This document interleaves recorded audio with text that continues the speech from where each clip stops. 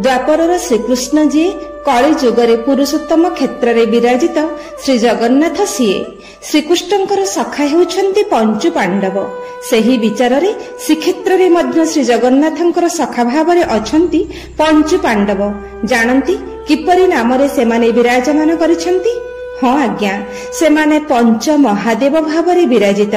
तेबे सही पंच महादेव किए? प्रथम ज्येष्ठ भ्राता युधिष्ठिर हेउछन्ति श्री जामेश्वर महादेव, जिए श्रीमंदिर दक्षिण दिगरे हरचंडी साही रे अवस्थान करिछन्ति। जामेश्वर अर्थात ये हेउछन्ति जमंक ईश्वर।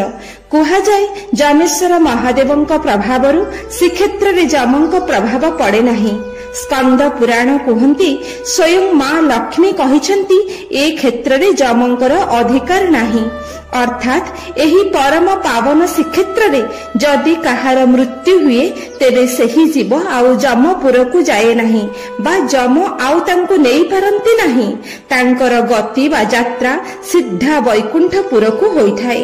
प्रति अमावास्या जामेश्वर महादेवंकर विजय प्रतिमा को स्वर्गद्वार ठारे महोदधि जल स्नान करा जाई जामेश्वर मंदिर भीतर को निया जाए। जामेश्वर महादेव को दर्शन कले जम भय दूर होइथाए। द्वितीय पांडव भीम हेउछन्ति स्वयं लोकनाथ, जिए श्रीमंदिर पश्चिम पटरे विराजित। श्री लोकनाथ बा द्वितीय पांडव भीम हेउछन्ति श्री जगन्नाथ महाप्रभुंकर भंडार रक्षक। एहांक महिमा अनन्य।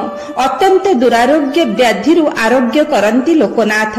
तांक नाम नेई केही मिछ मध्य कहंती नाही, नचेत तांक नाम नेई केही मिथ्या कहिले तार अशेष अमंगल हुए बोली विश्वास।